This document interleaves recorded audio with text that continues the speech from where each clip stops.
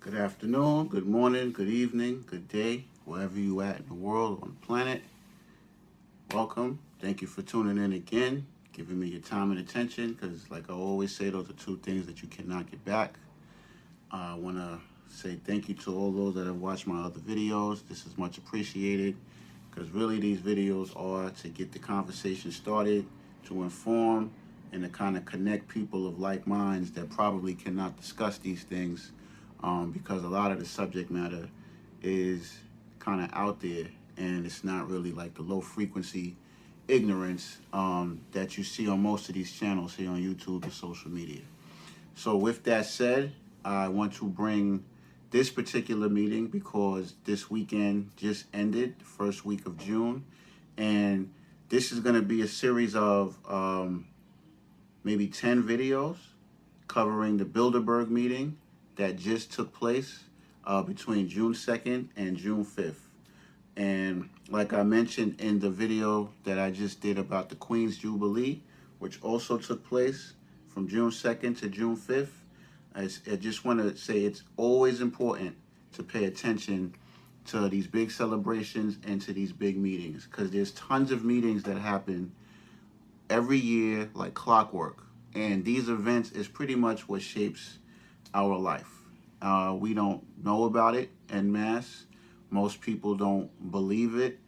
However, if you look at what follows these events, you will almost always see major changes that happen that not only affect your life, but it's a big part of your decision making, even if you don't see that. So all of these things that we're seeing now with the rise of gas, so-called food shortages, these mass shootings, which I have to be careful speaking about because this YouTube algorithm is crazy. A lot of these are not as organic as we think they are. You know, when things happen, we think they just happen. No, in the realm of politics, in the realm of media, in the world of corporate America, things don't just happen. And we're going to go over that very carefully, in alignment with the YouTube algorithms, because some things you just cannot say. And a lot of those reasons is because of what actually took place at this meeting that I'm going to discuss, which is the Bilderberg Meeting, right? This is a favorite topic of so-called conspiracy theorists, which is a horrible term. I think it's a term that's used from lazy people by lazy people to describe critical thinkers, right? But this particular meeting is a staple of all meetings. So I'm going to give some background to the Bilderberg meeting, and I'm also going to, in each of the videos, I'm going to go over as best I can each topic that was discussed at the Bilderberg meeting. Now, obviously, it's very damn near impossible to know exactly what went down, because this meeting, like so many others, are protected by armed guards with machine guns, all type of stuff. So getting into this and getting transcripts and all that is virtually impossible. So I'm going to do these sets of videos to kind of like give an outside perspective based on the topic, to see exactly what possibly can be discussed, and kind of start the conversation amongst everyone else to kind of see what's going on, because from this meeting, you're going to see everything that's going to take place now that this meeting is finished. So this is covering the Bilderberg meeting, which was in Washington, D.C., June 2nd to June 5th of this year, 2022. So I'm going to give a brief background of the Bilderberg Group. Now, the first topic that this video is going to cover is going to be called Geopolitical Realignments. That is the first topic in the tenet, because they publish the people who attend the Bilderberg meeting every year, the attendees, and they also publish the discussions. So it's typically, I think 14 discussions that take place.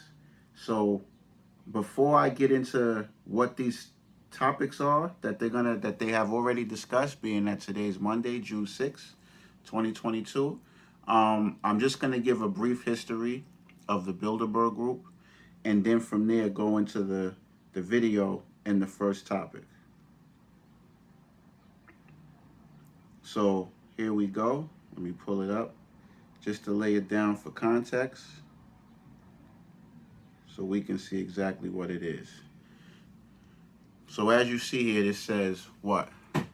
Global elites converge on Washington, D.C. for Bilderberg Group meeting, right? And they got Henry Kissinger, who's one of the main proponents of all the stuff that we've seen over the last few decades. So what exactly is the Bilderberg Group? This conference, initially started by the Dutch royal family in 1954, is seen as the genesis for ideas ranging from free trade agreements like NAFTA to the creation of the European Union, as Fox Metro reports. So far, we're seeing that this meeting has taken place every year and is so far responsible for some of the biggest foreign policies that we've seen. About 2/3 of the participants come from Europe and the rest from North America. Approximately a quarter are from politics and government and the rest from other fields. The group described itself and its activities thus: the Bilderberg Meeting is a forum for informal discussions about major issues. The meetings are held under the Chatham House Rule, which states that participants are free to use the information received, but neither the identity nor the affiliation of the speakers nor any other participant may be revealed. Thanks to the private nature of the meeting, the participants take part as individuals rather than in any official capacity, and hence are not bound by conventions of their office or by pre-agreed positions. I want to read that again, because this right here is showing that you have individuals of prominent positions, right? Destiny makers that meet in secret, and based upon their guidelines of this meeting, they're basically exempting themselves from being held liable or responsible by the citizens of the nations that these people represent or are a part of, which is very important. Because if you have politicians or people of prominence, right, who have taken it upon themselves to decide the direction of the planet and the people living in it, and they're saying that they're exempt from basically scrutiny, then the question comes up, how much of the people's interests are being met when these people of high power meet in private with armed guards? And that's probably the most important reason why this is a very dangerous yet important meeting to kind of look at and scrutinize and make people more aware of. Thanks to the private nature of the meeting, the participants take part as individuals rather in any official capacity, and hence are not bound by the conventions of their office or by pre-agreed positions. As such, they can take time to listen, reflect, and gather insights. There is no detailed agenda, no resolutions are proposed, no votes are taken, and no policy statements are issued. So, when it says no detailed agenda, that means it's open-ended and it's to be discussed and decided upon meeting, right? So this is an open declaration of a conflict of interest, because this is saying that they're meeting as individuals, and even if they have prominent positions in certain offices around the world, they're coming as individuals. So which means that this part, them representing you and us, is suspended at this meeting. That's very key. So I'm going to keep reading.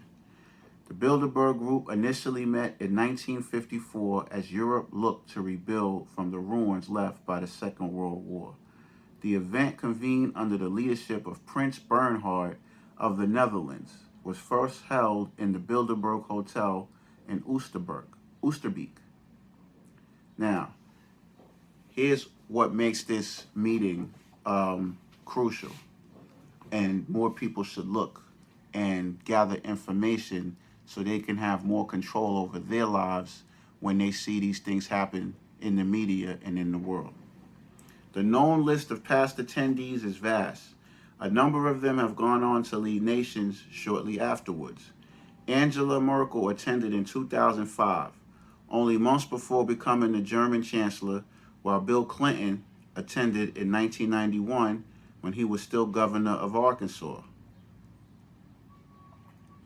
Now, it's let's just say coincidence, right? Since people don't like conspiracies. You have here months before becoming prominent, you have individuals that have rose to power right after attending this meeting. So what's the correlation there? That those that attend this meeting, 10-1, these are where your king and queens are made. This is where your presidents are made, your chancellors are made. After attending this meeting, individuals seem to rise to prominence. So this meeting seems to be a silent coronation, anointing of new generals, so to speak. So this isn't just a regular meeting of people coming together to discuss ideas. This is people coming together to discuss rulership of planet Earth. Let's keep going. All right, so that's just the basic breakdown of that. So this video is going to go over the first discussion topic that's listed, right? So what I'm going to read now is the 14 topics that they discussed this weekend, right? And I'm going to post this link in the bio, right? This is on the Bilderberg website. So they put that out in the open, right? They put the people that's attending the meeting out in the open, and they put the list of what they're going to talk about out in the open. But what's not out in the open is the actual discussions that take place. Why? Because you can't get into these places because there's armed guards there. There's no videos, there's no cameras, and if you're not on this list, you're not getting in. So basically, to my knowledge, there's never been any kind of leak or anything of any of these meetings to show what exactly they discuss. So everything right now, we have to put into correlation, not necessarily causative, even though the probability of things happening after these meetings and it not being caused from these meetings is highly unlikely. But we'll keep it under correlation just to keep the anti-conspiracy theorists away. So these are the topics that was discussed this weekend. The first one is geopolitical realignments. Number 2, NATO challenges. Number 3, China. Number 4, Indo-Pacific Realignment. Number 5, Sino-US tech competition. Number 6, Russia. Number 7, continuity of government and the economy. Number 8, disruption of the global financial system. Number 9, disinformation. Number 10, energy security and sustainability. Number 11, post-pandemic health. Number 12, fragmentation of democratic societies. Number 13, trade and deglobalization. And number 14, Ukraine. Now, these are some heavy topics, right? Heavy topics. And these are topics that really should be broken down into groups and really discussed on a continuous basis. Because now that this meeting has ended, that took place this weekend, all of these topics you're going to see played out in the media. And when you see the list of people that attended this meeting, you start to see how everything is connected, from the media to the events that we see that we think are organic, like these mass shootings, to sports, right? Because you have sports figures that attend these events, to basically everything. So you get to see how everything is on a chain and a link that's connected to each other, and nothing is separate. So even how the news is reported based upon what's discussed at these meetings. So what you see in the news and what you see in the media is only reported based upon the dictates of meetings like this. Anything outside what's discussed here and the way it should be reported, it's not going to be reported that way, period. So now, Before I get into the first topic, which is geopolitical realignments, I just want to read off some of the names of the people at this year's Bilderberg meeting. Because as we've seen, some of the people that's at this meeting, they have rose to prominence. One example is Stacey Abrams, and I believe she's running for the governor, if I'm not mistaken, of Georgia, right? Now, and the thing is this transcends race to some degree, because racism is always a part of things. But this transcends race, this transcends gender. Anybody that's a part of these meetings upholds the tenets and the plan of these meetings. One example is Stacey Abrams. Stacey Abrams is a black woman, but she was at one of these meetings a few years ago. And now, look, a few years later, after she attended that meeting, now she's pretty much uncontested running for the governor of Georgia. And you see that she was very instrumental during this pandemic in ushering black people towards a certain agenda in regards to this pandemic, how they should protect themselves in this pandemic. So these people that attend, they're in a sense agents that carry out the mission to their respective fields, to their respective racial group, to gender, and it's all in line with what was discussed here. So when you see someone like Stacey Abrams, who's now running for governor, especially if she wins, you now can draw a correlation between her being at this Bilderberg meeting a few years ago to her possibly winning the governor of Georgia. This is how these meetings get down. Nothing just happens. There's no lone crazy person shooting up places. There's no random stuff is not random, and these meetings show you this. Now, here's some of the individuals that's at this meeting, just to show you that this is a concerted effort to make things happen, to drive the events on planet Earth. You have the Minister of Foreign Affairs, European Union and Corporation. You have the Secretary Department of the Treasury, Adewale Adeyemo.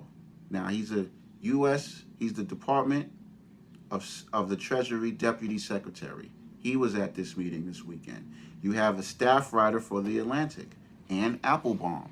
So when you read these articles and you read the newspaper, then you understand that the media has a slant, right? They have a bias because they attend these meetings. So they're only going to report the news based upon the discussions that took place at these meetings. So it doesn't necessarily mean that what you see is true. What you're seeing is that what's reported is what's in line with what's discussed and what should be reported based upon the guidelines of what they talk about. And that's to engineer what they discuss, not to educate you in the truth. You have the Director General of UNESCO, Audrey Azoulay. You have the Chairman of Goldman Sachs International LLC, Jose Manuel Barroso, right? You have the CEO of Shell, right? There's your oil, there's your energy. Ben Van Beurden. You have the Chairman and CEO of Pfizer, Albert Bourla, who's a real treacherous human being. I can't speak too much on the jabby jab because of the algorithm, but he's present at this meeting. You have the Minister of State for European Affairs, Thomas Byrne. You have the White House Coordinator for Indo-Pacific NSC, Kirk Campbell. Let's see, who else was at this meeting? You have the Director of Cybersecurity and Infrastructure Security Agency in the USA, Jen Easterly, right? You have Professor of Political Science for Turkey, Emre Erdogan. So this thing reaches beyond just the USA, right? This thing reaches into Europe. So this is basically how Western civilization organizes and consolidates their power. So any country or nation that is against the interests of Europe and America are discussed in this meeting. So this is when I want to bring race into it, because with the rise of European and Western civilization, you have seen a constant consolidation process, right? In the history of Europeans, Caucasians, they started off in tribes and they were warring with each other. As time went on, you had different markers in which white people, Caucasians, stopped fighting. This isn't racism. This is history, right? They stopped fighting with each other and they started to consolidate power. One of the first markers for this consolidation of Western civilization was in 1492, right? The whole Columbus nonsense and all that. That's what started the consolidation when Europeans, Caucasians, whites, stopped fighting with each other and they started to come together to take control of the planet. When this happened, you had a lot of purging over there in Europe, right? The Jews was purged. Africa started to be penetrated early, not fully penetrated, because Africa wasn't fully penetrated by Europeans until the late 1800s. But this 1492 started the clock of global domination by Europeans and the dominance of Western civilization. That's going to lead to this topic, because when you hear global realignment, what that's saying is there is a schism, there is a crack in Western civilization dominance right now. You have China, you have Russia, you have all of this technology, and you have increased population of non-Western, non-European populations. So anytime you see that, that's signified as a threat.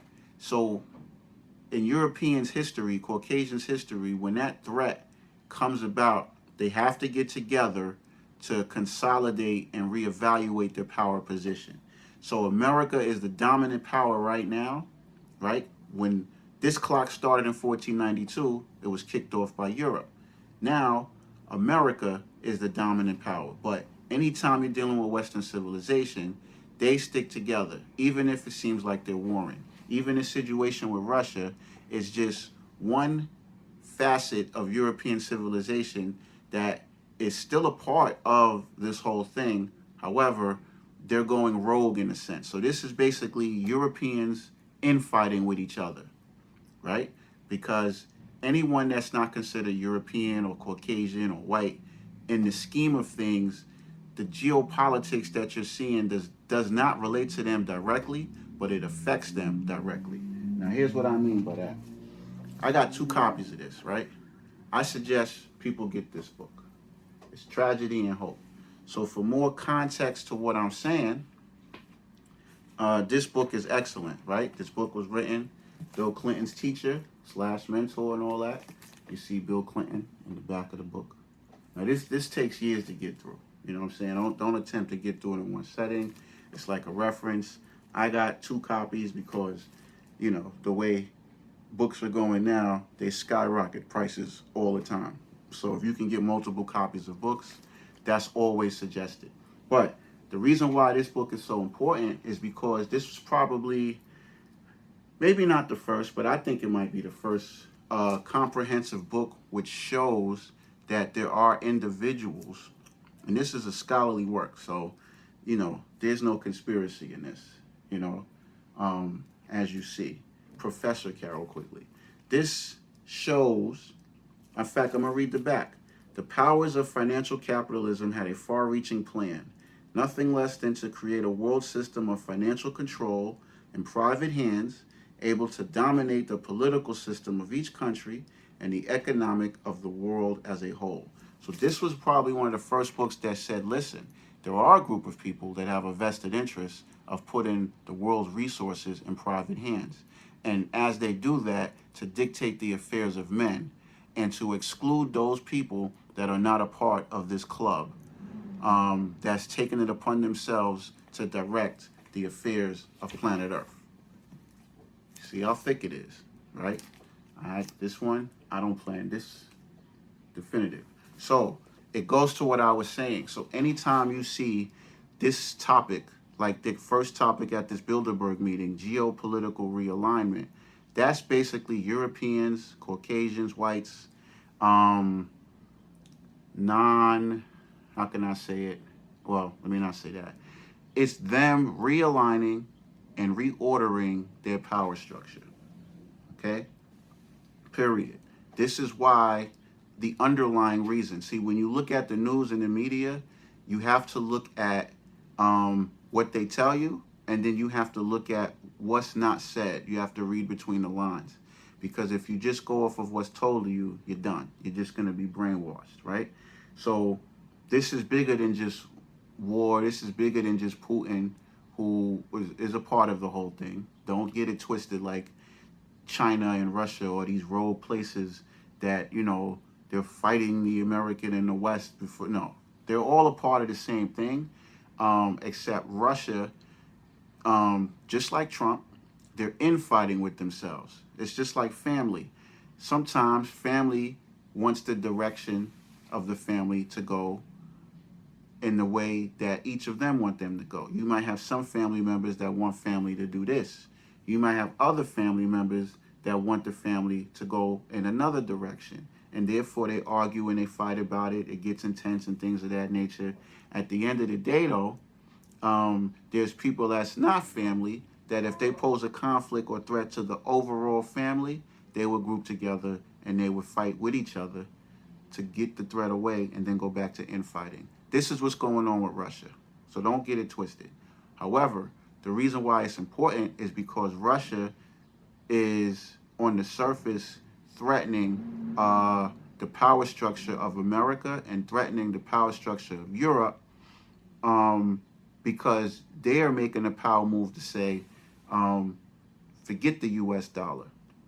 And we're going to make this threat tangible by making our activities not based on the US dollar. We're going to base it on other currencies. And we might even align with non-Europeans like China. This is where China comes in to make that happen. Now, that's a huge move. So this is what's going on. So when you see one of the topics at this Bilderberg meeting that says global realignment, that's what's going on. There is a bunch of nations right now, a bunch of countries. You got Germany, you got Australia, you got all of these places, and then you got non-European places, right? So you got obviously China, you got India, right, which is also one of the tenets that's going to cover. I'll cover that in more detail. You got all of these places. Africa's always the most resource rich. That's a whole nother video, how they rape the resources in Africa, which China does, all of Europe does, America does. But I won't get into that. So when you see all of these places, there is especially with technology and globalization, people are getting their swag back, right? They're getting stronger. So there is a vie for power to control the trade in these places. There's a vie of power to control how these countries operate. And America and Russia and China, these places, they want to be the dominant entity, right? Along with the European Union, to dictate how these other countries should operate and the resources that they produce. An example of that is China and Taiwan, right? The question is, why is America, just for example, and I'll get into this in the China video, why is America even considering backing Taiwan when they had a one China policy, which they treated all China as one, right? Which means that they backed Beijing. Their diplomatic relationship was with Beijing, period. Now, all of a sudden, now they're violating that to back Taiwan. Why is that happening? Because it is a vie for power, because Taiwan controls the chips. They control the semiconductors.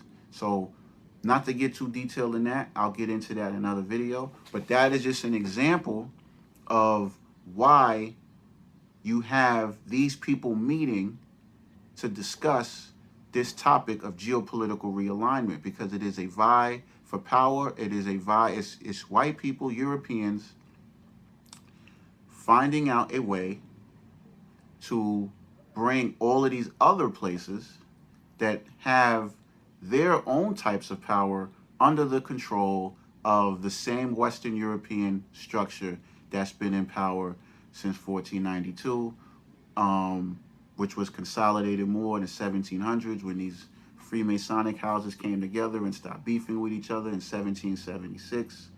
And later, which was fully consolidated with the United Nations and NATO and all of that. So you have 1492, 1776, the 1940s, and the 1950s. All of these are reference points for Europeans stopping to fight with each other and to consolidate power to run the world. That's as simple as I can put it. So when you hear geopolitical realignment, that is these people getting together to show how they can stop all of these other places and people from getting out of control and being independent. That's it. That's the simple way that it could be placed. So anytime you see Europeans fighting each other or anytime you see conflict, it's basically a big time military argument for how to control resources and how to stop anybody from being rogue if they get the notion that they're too big for their britches. And this is what's going on. So it's important to see places like Germany, Poland, Australia, India, to see what's going on in these places, because what's going on in these places is kind of a threat, and it's kind of shaky for places like America and England. So when these people are getting together, this is what's going on. So I just wanted to lay this video down briefly to bring light to the Bilderberg meeting, and also to get people to start talking about what is geopolitical realignment? What exactly is going on in Europe that is making people so shaky? And how is China involved in this? How is China the only non-European entity that's in this conversation? You know, how is that possible? So that's something to look at. I'm going to wrap this one up, but remember, this is about the Bilderberg meeting, geopolitical realignment. This is the first topic.